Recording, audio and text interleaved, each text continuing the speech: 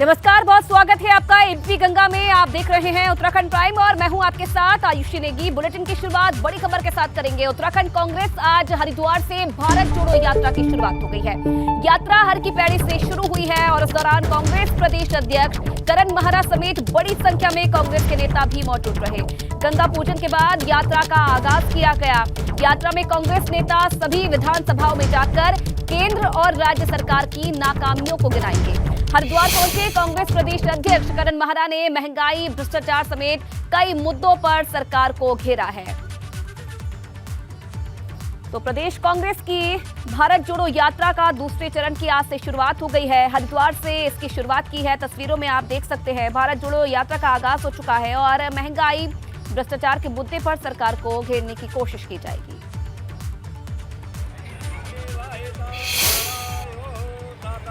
पहला चरण हमारा बद्रीनाथ से हुआ था, माणा गांव से, और हरिद्वार से मां गंगा का आशीर्वाद लेके आज हम लोग दोबारा इसको यात्रा को यहाँ से कर रहे हैं। और ये पूरा 6 दिन का पखवाड़ा पूरे प्रदेश में मनाया जा रहा है। 14 तारीख आज नेहरू जी का जन्मदिन है। आज के दिन हम गंगा जी की आरती के साथ इस यात्रा को शुरू करें ताकि मोदी सरकार और बीजेपी की सरकार समझे इस बात को कि अर्थव्यवस्था गिर रही है, देश का भाईचारा खत्म वो लोग कर रहे हैं। तो भारत जोड़ो यात्रा के दूसरे चरण की शुरुआत हो गई है। ज्यादा जानकारी देने के लिए, तस्वीरें दिखाने के लिए इस वक्त सीधा लाइव हमारे साथ जुड़ रहे हैं रवि कैंतुरा और उनसे ज्यादा जानकारी ले लेते हैं इस खबर से जुड़ी हुई। रवि, आज से दूसरे चरण की शुरुआत हो चुकी है भारत जोड़ो यात्रा की। क्या तस्वीरें फिलहाल मौके से आ रही है और कौन कौन इस यात्रा में शामिल हो रहा है कांग्रेस की तरफ से आज? बिल्कुल, देखिए कांग्रेस की भारत जोड़ो यात्रा के सेकंड फेज की आज से जो है शुरुआत हो गई है। और अगर देखा जाए तो जो पहला फेज था वो बद्रीनाथ के माणा गांव से शुरू हुई थी यात्रा, रुद्रप्रयाग में उसका समापन हुआ था। लेकिन आज जिस तरीके से पंडित जवाहरलाल नेहरू की जयंती भी है तो वो जो ऊपर की यात्रा का पहला फेज शुरू हुआ था वो देहरादून में आएगी। और जहां पर पंडित जवाहरलाल नेहरू 4 बार देहरादून के जिस जेल में रहे थे अपने उस समय में, तो वहां पर जो है इसका समापन होगा। लेकिन जो दूसरी यात्रा है वो हरिद्वार हर की पैड़ी से माँ गंगा की आरती करने के साथ ही आज उसकी शुरुआत हो जाएगी। वहाँ से कांग्रेस आशीर्वाद ले रही है। इस वक्त मैं कांग्रेस भवन में हूँ। कांग्रेस भवन में भी अगर आप देखेंगे तो यहाँ पर भी अभी तक ठीक ठाक जमावड़ा जो है कांग्रेस के नेताओं का था, क्योंकि यहाँ से ही जो यात्रा थी उसकी शुरुआत जो है की गई है। क्योंकि सुबह के वक्त में जवाहरलाल नेहरू को यहाँ पर श्रद्धांजलि दी गई है उनके जयंती पर, और उसके बाद यहाँ से जो है तमाम जो नेता हैं वो आज यहाँ से निकले हैं। इसकी अगर बात की जाए तो प्रदेश अध्यक्ष करण महरा आज हरिद्वार में जरूर है, लेकिन वहीं अगर इधर बात करें तो पूर्व मुख्यमंत्री हरीश रावत, पूर्व प्रदेश अध्यक्ष गणेश गोदियाल, प्रीतम सिंह, ये तमाम लोग जो है अभी देहरादून में मौजूद हैं। तो जिस तरीके से अब यात्रा के दूसरे चरण की शुरुआत हुई है उस मुद्दों की अगर बात की जाए तो चाहे महिला उत्पीड़न के मामले हों या फिर जो है महंगाई और भ्रष्टाचार जैसे मुद्दे हों, इन तमाम मुद्दों को लेकर कांग्रेस तमाम हर डिस्ट्रिक्ट में आ जाएगी और वहां पर गोष्ठियां करेगी, लोगों के बीच बातचीत करेगी। कुल मिलाकर इस यात्रा के जरिए जिस तरीके से भारत जोड़ो यात्रा राहुल गांधी कर रहे हैं, वहीं प्रदेश स्तर के जो मुद्दे हैं उन मुद्दों को उठाकर हर एक जिले के भीतर लोगों के बीच गोष्ठियां करके भारतीय जनता पार्टी को घेरने की एक रणनीति जो है वो तैयार की गई है। लेकिन एक खास बात इसमें ये देखी गई है कि जिस तरीके से कांग्रेस के प्रदेश स्तरीय बड़े नेताओं की अगर बात की जाए तो ये नेता एकजुट इस भारत जोड़ो यात्रा में भी दिखाई नहीं दे रहे हैं। क्योंकि इससे पहले अगर हम बात करें तो पूर्व प्रदेश अध्यक्ष और पूर्व नेता प्रतिपक्ष प्रीतम सिंह की बात करें तो किसी भी जो बैठकें यहाँ पर भारत जोड़ो यात्रा को लेकर देवेंद्र यादव ने ली, जो प्रभारी हैं, वो उन बैठकों में मौजूद नहीं रहे। यात्रा के दौरान भी बात करें तो वो किसी यात्रा में मौजूद नहीं रहे। आज की अगर बात करें तो करण महरा भले ही हरिद्वार से इस यात्रा की शुरुआत कर रहे हैं, लेकिन हरीश रावत, प्रीतम सिंह, गणेश गोदियाल वो यहाँ नहीं है। हरीश रावत से भी जब हमने इस सवाल को पूछा कि आप भारत जोड़ो यात्रा की बात करें, तमाम नेताओं को पद यात्रा करनी थी, एक साथ चलकर जाते तो एक अच्छा मैसेज जाता, लेकिन वो भी कहीं ना कहीं एक गोलमोल जवाब उन्होंने दिया है कि हम सब लोग एक हैं और अलग अलग क्षेत्रों में इस तरीके से काम कर रहे हैं। लेकिन फिलहाल कांग्रेस इस यात्रा में भी एकजुट दिखाई नहीं दे रही है। अब देखना होगा कि भारत जोड़ो यात्रा जहां कश्मीर से कन्याकुमारी तक राहुल गांधी कर रहे हैं, वहीं प्रदेश स्तर पर जो यात्रा यहां से शुरू हुई है, क्योंकि उत्तराखंड इस यात्रा में शामिल नहीं था, तो ऐसे में जो स्थानीय मुद्दे हैं उनको लेकर जनता के बीच देखिए भारत जोड़ो यात्रा तो निकाली जा रही है, लेकिन प्रदेश में कांग्रेस जुड़ती हुई नजर नहीं आ रही है इस वक्त। चलिए, बहुत धन्यवाद आपका तमाम तस्वीरें दिखाने के लिए, तमाम जानकारी देने के लिए। चलिए आगे बढ़ते हैं। तो देहरादून में पंडित जवाहरलाल नेहरू की जयंती पर कांग्रेस मुख्यालय में श्रद्धांजलि सभा का आयोजन किया गया और इस दौरान कांग्रेस के बड़े नेताओं ने पंडित जवाहरलाल नेहरू को श्रद्धांजलि दी। पंडित नेहरू को श्रद्धांजलि देने पहुंचे कांग्रेस के पूर्व प्रदेश अध्यक्ष गणेश गोदियाल ने कहा कि आज भारत को जिस रूप में भी देखा जा रहा है उसका आधार पंडित नेहरू थे। तस्वीरें आप देख रहे हैं जब पूर्व प्रदेश अध्यक्ष गणेश गोदियाल पहुंचे थे देहरादून कांग्रेस मुख्यालय पर। यहां पर उन्होंने पंडित जवाहरलाल नेहरू की जयंती पर उन्हें श्रद्धांजलि दी। आधुनिक भारत के सच्चे अर्थों में अगर निर्माता किसी को कहा जाए तो वो पंडित जवाहरलाल नेहरू ही थे, जिन्होंने आज भारत के जो भी आज आप भारत को जिस रूप में देख रहे हैं, विश्व की शक्ति के रूप में देख रहे हैं, कोई उस शक्ति को विश्व गुरु के रूप में देखता है, लेकिन उसका आधार पंडित नेहरू थे। और आगे बढ़ेंगे बड़ी खबर के साथ। गैरसैंण को लेकर हरीश रावत का बयान सामने आया है। गैरसैंण में सत्र कराने से सरकार बच रही है। गैरसैंण को लेकर सरकार का दोहरा रवैया देखने को मिल रहा है। गैरसैंण में ग्रीष्मकालीन राजधानी तो बनाई गई, मगर विधान भवन में कर्मचारियों की नियुक्ति क्यों नहीं की गई है, ये सवाल भी हरीश रावत की तरफ से भाजपा सरकार पर उठाया गया है। ग्रीष्मकालीन राजधानी गैरसैंण को लेकर उनका कहना है कि सत्र कराने से भाजपा सरकार बच रही है और सरकार का गैरसैंण को लेकर दोहरा रवैया इस वक्त देखने को मिल रहा है। ग्रीष्मकालीन राजधानी तो बनाई गई है, लेकिन विधान भवन में कर्मचारियों की नियुक्ति क्यों नहीं की गई, ये सवाल भी सरकार पर हरदा की तरफ से उठाया गया है। तो ये बड़ा बयान गैरसैंण में सत्र ना कराने को लेकर हरीश रावत का, उनका कहना है कि सरकार का गैरसैंण को लेकर दोहरा रवैया देखने को मिल रहा है।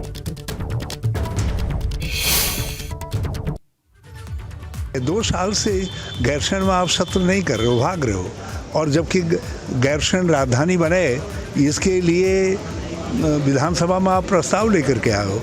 एक तरफ आप घोषणा कर रहे हो कि हमने उसको राजधानी बना दिया, ग्रीष्मकालीन राजधानी बना दिया है, और दूसरी तरफ आप एक चपरासी भी वहाँ नियुक्त नहीं कर रहे हो। तो ये भाजपा का जो गैरसैंण को लेकर के धुआंपन है, इसको मैंने एक्सपोज किया है। तो उत्तराखंड में बिगड़ती कानून व्यवस्था को लेकर कांग्रेस सड़क पर उतर आई है। देहरादून में कांग्रेस कार्यकर्ताओं ने सरकार के खिलाफ प्रदर्शन किया। कांग्रेस का कहना है कि अंकिता भंडारी और देहरादून में युवती के फांसी लगाकर सुसाइड मामले की न्यायिक जांच होनी चाहिए। तो तस्वीरें भी आप देख रहे हैं उस वक्त की जब कांग्रेस की तरफ से प्रदर्शन किया गया, सरकार को घेरने की कोशिश की गई तमाम मुद्दों को लेकर, और सरकार के खिलाफ कांग्रेस अब सड़कों पर उतर आई है। बिगड़ती कानून व्यवस्था को लेकर ये प्रदर्शन किया गया है और सरकार को घेरने की कोशिश की गई है। बड़ी संख्या में जो कांग्रेसी कार्यकर्ता थे वो इस दौरान मौके पर मौजूद रहे। तस्वीरों में भी आप देख सकते हैं। दिन ब दिन जो महिलाओं पे अत्याचार हो रहे हैं और जो वारदातें हुई हैं बड़ी शर्मनाक हैं। लॉ एंड ऑर्डर की स्थिति दिन ब दिन खराब होती जा रही है। ऐसे मामले महिलाओं पे हमारे प्रदेश में ही क्यों होते जा रहे हैं? भले वो अंकिता हत्याकांड को लेके हो, उसके बाद किरण का नाम आया, किरण जी को लेके हो, उसके बाद ये सुलेखा जो लड़की की आत्महत्या हुई है, कहीं ना कहीं ये लॉ एंड ऑर्डर पे प्रश्न। वहीं पिथौरागढ़ में सीएम पुष्कर सिंह धामी जौल जीबी मेले का उद्घाटन करेंगे। ये मेला भारत नेपाल तिब्बत की साझा संस्कृति को दिखाता है। नेपाल में आम चुनाव को देखते हुए साल मेले की अवधि 2 दिन तक बढ़ा दी गई है। इस मेले में बड़ी संख्या में दुकानदार पहुंच गए हैं, उन्हें दुकान लगाने के लिए जगह भी आवंटित की गई है। सांस्कृतिक मंचों को सजाया गया है। मेला क्षेत्र तक जाने वाले पैदल मार्गों की साफ सफाई सहित मरम्मत भी की गई है। वहीं सरकारी विभागों की प्रदर्शनी के लिए भी स्टॉल्स बनने लगी है। नेपाल में चुनाव के चलते मेला देर से प्रारंभ होने के कारण पहले के कुछ दिनों तक मेले में चहल पहल कम होने की आशंका जताई जा रही है। इधर मेले में दोनों देशों के लोग एक दूसरे देश में जाकर खरीदारी करते हैं और 3 दिन तो अंतर्राष्ट्रीय पुल भी इस बार बंद रहने वाला है। तो जौल जीबी मेले का आज से आगाज होने जा रहा है पिथौरागढ़ में और मुख्यमंत्री पुष्कर सिंह धामी इसका उद्घाटन करेंगे। आपको बता दें कि कुछ ही देर बाद इस मेले का जो है आगाज होगा। भारत, चीन, तिब्बत संयुक्त रूप से इस मेले का आयोजन होता है। रुद्रप्रयाग को सीएम पुष्कर सिंह धामी ने एक बड़ा तोहफा दिया है। सीएम धामी ने नर्सिंग कॉलेज का भूमि पूजन कर शिलान्यास किया। मौके पर स्वास्थ्य मंत्री डॉक्टर धर्म सिंह रावत, विधायक शैला रानी रावत, विधायक भरत सिंह चौधरी समेत अन्य लोग भी मौजूद रहे।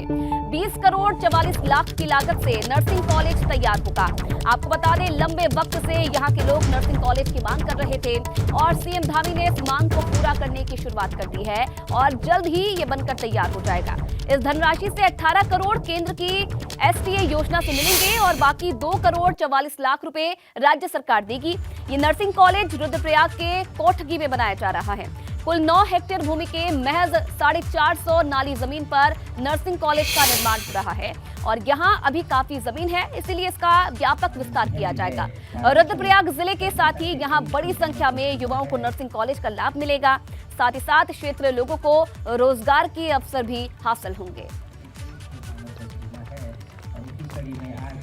तो रुद्रप्रयाग को नर्सिंग कॉलेज का तोहफा आज सीएम पुष्कर सिंह धामी की तरफ से दिया गया है। ये तस्वीरें आप देख रहे हैं जब नर्सिंग कॉलेज का उद्घाटन किया गया। साथ ही साथ इस दौरान स्वास्थ्य मंत्री डॉक्टर धन सिंह रावत भी मौके पर मौजूद रहे। आने वाले समय में रुद्रप्रयाग और आसपास के लोगों को उसका बड़ा फायदा होगा। आपको बता दें, काफी लंबे समय से नर्सिंग कॉलेज बनाने की मांग की जा रही थी, जिसकी शुरुआत आज से हो गई है।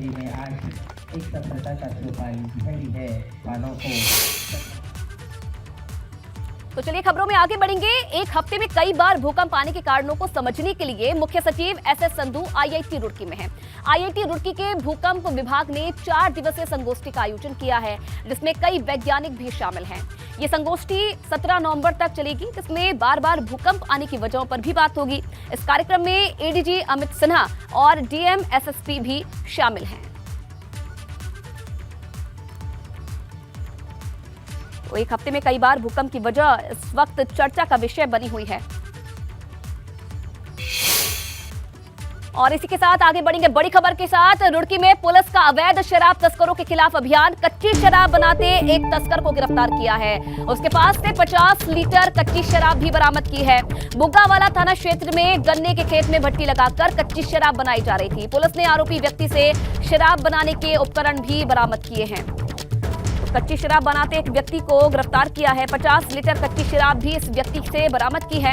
अवैध शराब तस्करों के खिलाफ लगातार अभियान जारी है और इस बीच इस व्यक्ति को गिरफ्तार किया है और साथ ही साथ उसके पास से शराब बनाने के उपकरण भी पुलिस की तरफ से बरामद किए गए हैं। बुग्गावाला थाना क्षेत्र में गन्ने के खेत में भट्टी लगाकर ये कच्ची शराब बनाई जा रही थी और 50 लीटर कच्ची शराब इस व्यक्ति से बरामद की गई है। इसे गिरफ्तार कर लिया गया है और साथ ही साथ जो शराब बनाने के उपकरण हैं वो भी इस तस्कर से बरामद कर लिए गए हैं।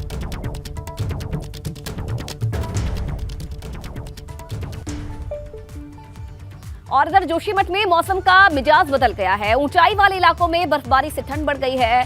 भू बैकुंठ धाम में श्री बद्रीनाथ में भी सुबह से हल्की बर्फबारी होने से शीतलहर चरम पर है। बावजूद इसके श्रद्धालुओं का उत्साह कम नहीं हो रहा। बर्फ के फाहों के बीच तीर्थयात्री भगवान बद्री विशाल के दर्शन का पूर्ण लाभ ले रहे हैं। मंगलवार से बद्रीनाथ धाम के कपाट बंद होने की प्रक्रिया शुरू हो जाएगी और पारंपरिक पंच पूजा भी शुरू हो जाएगी, जिसे लेकर बीकेटीसी ने पूरी तैयारी कर ली है। तो जोशीमठ में मौसम का मिजाज बदला हुआ नजर आ रहा है। और इधर उत्तरकाशी में गंगोत्री और यमुनोत्री धाम परिसर में बर्फबारी शुरू हो गई है। सुबह से गंगोत्री और यमुनोत्री धाम की उच्च हिमालयी चोटियों पर बर्फबारी जारी है। इस क्षेत्र में सीजन की पहली बर्फबारी भी हुई, जिसके चलते तापमान में गिरावट आने से निचले क्षेत्रों में ठंड का प्रकोप बढ़ गया है। बर्फबारी की ये एक्सक्लूसिव तस्वीरें आप देख सकते हैं। बर्फबारी के बीच गंगोत्री नेशनल पार्क के कर्मचारी गंगोत्री धाम क्षेत्र में तैनात हैं। तो 2 तस्वीरें आपके सामने। बद्रीनाथ में बर्फबारी भी लगातार हो रही है और गंगोत्री यमुनोत्री की तस्वीरें भी आप देख रहे हैं। बर्फबारी लगातार जारी है और इस बीच श्रद्धालुओं का उत्साह कम होता नजर नहीं आ रहा है।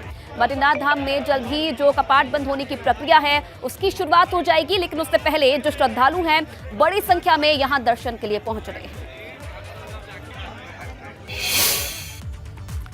उत्तराखंड के नैनीताल की ब्रिटिश कालीन टार घड़ी को सही कर दिया गया है। बरेली के इकराम अहमद ने घड़ी को ठीक किया है। नैनीताल के CRST स्कूल के ऊंचे टावर पर लगी ये घड़ी 133 साल पुरानी है। काफी समय से ये घड़ी खराब पड़ी थी, जर्जर हालत में थी। जब स्थानीय लोगों ने डीएम से घड़ी को सही कराने की अपील की तो डीएम ने बरेली से इकराम अहमद को बुलाकर उसे ठीक करवा दिया है। अब घड़ी चल रही है। इस घड़ी को 1889 में लगाया गया था। 1858 की पुरानी घड़ी है, सेंट थॉमस की अमेरिकन घड़ी है। इसके पुर्जे मिलते नहीं हैं, आते नहीं हैं। हम लोगों ने इसी के जो पुर्जे घिस गए थे उसको फिर से बना के मिलिंग करवा के फिट करे हैं और इसकी बिल्कुल रिकंडीशन कर दी है। अब ये चल रही है चारों तरफ, तीनों तरफ, चारों तरफ। बढ़ेंगे हल्द्वानी में यूकेडी की 2 दिवसीय केंद्रीय कार्यकारिणी की बैठक हुई है। बैठक में यूकेडी ने अपनी चुनावी रणनीति को लेकर चर्चा की। इस दौरान इस बात पर भी मंथन हुआ कि आगामी चुनाव को देखते हुए किस योजना के तहत काम करना है। किस तरह की भूमिका निभानी है, किस तरह के जन आंदोलन करने हैं और किस तरह से दल को आगे बढ़ाना है, इस पर चिंतन मंथन हो रहा है। बहुत सारी चीज़ें तय हुई। विधानसभा का चुनाव जो रहा उसका परिणाम वाकई बड़ा निराशाजनक रहा है। लेकिन हम लोग राज्य के लिए लड़ के राज्य बनाने वाले लोग हैं, इसलिए हम आसानी से निराश होने वाले लोग नहीं हैं। तो धामी सरकार करप्शन के खिलाफ जीरो टॉलरेंस की बात कह रही है, मगर भाजपा के ही 2 पूर्व सीएम का कहना है कि पहाड़ पर करप्शन खत्म ही कहां हुआ है और ऐसे में विपक्ष भाजपा सरकार पर हमलावर है।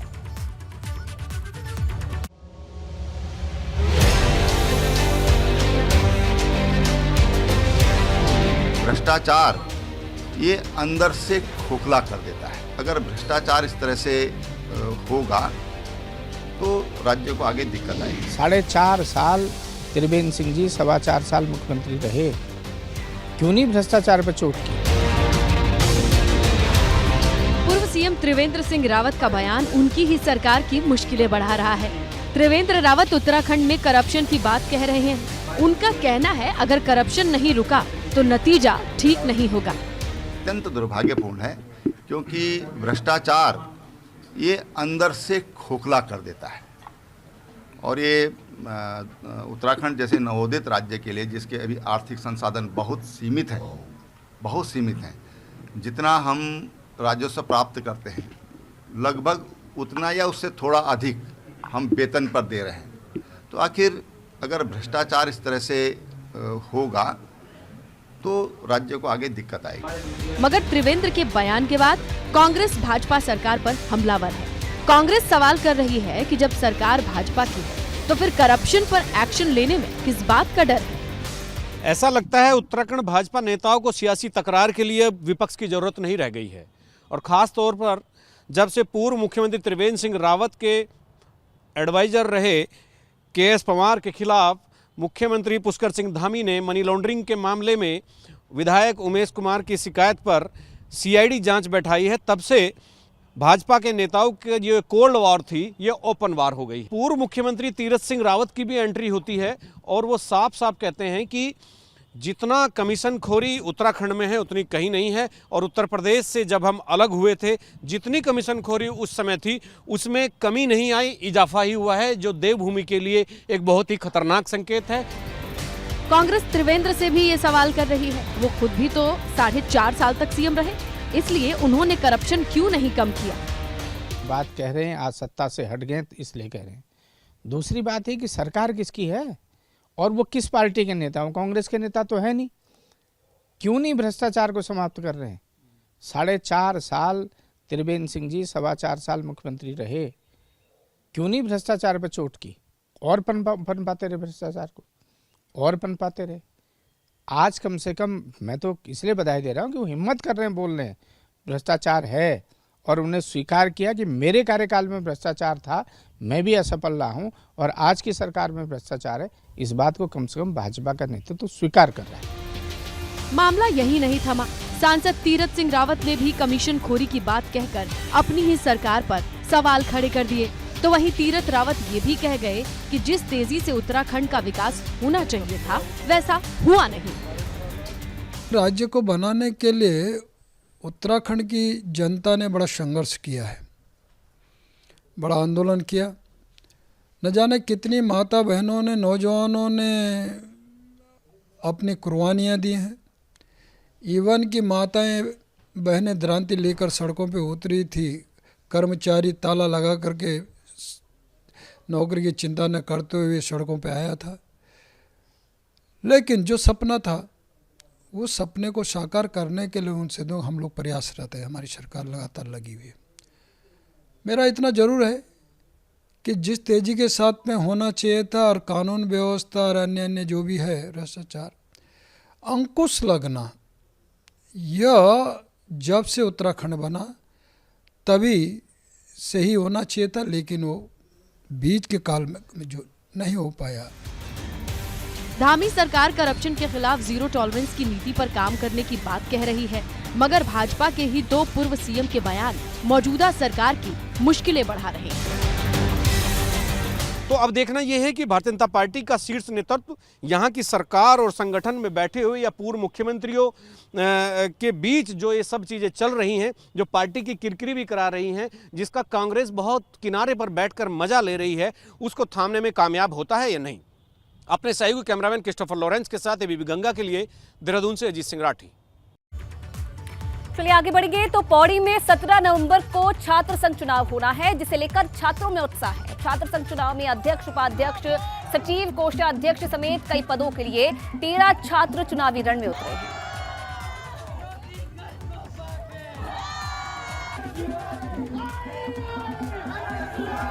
कभी भी विरोधियों को कमज़ोर नहीं समझते। हम सिर्फ ये समझते कि सिर्फ हम जो है अपनी मेहनत देखते हैं। जैसे कि उस समय की बात है जब अर्जुन जी को कहा गया था कि आपको एक वृक्ष है उसमें एक चिड़िया पे जो है निशाना साधना है, तो उनसे पूछा गया था आपको क्या क्या दिखाई दे रहा है, तो उन्होंने एक शब्द में एक आंसर बोला था कि सिर्फ हमें जो है चिड़िया की जो है आँख दिखाई दे रही है। तो हम सिर्फ जो है अपोनेंट्स को नहीं देख रहे हैं, हम सिर्फ जो है अपना अध्यक्ष पद देख रहे हैं और हमें ये देखना है कि हम किस प्रकार मेहनत करते हैं।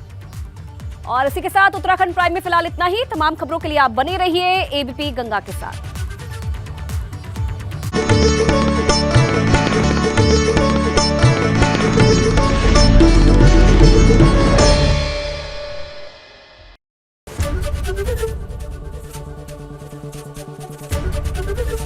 एबीपी गंगा, खबर आपकी, जुबान आपकी।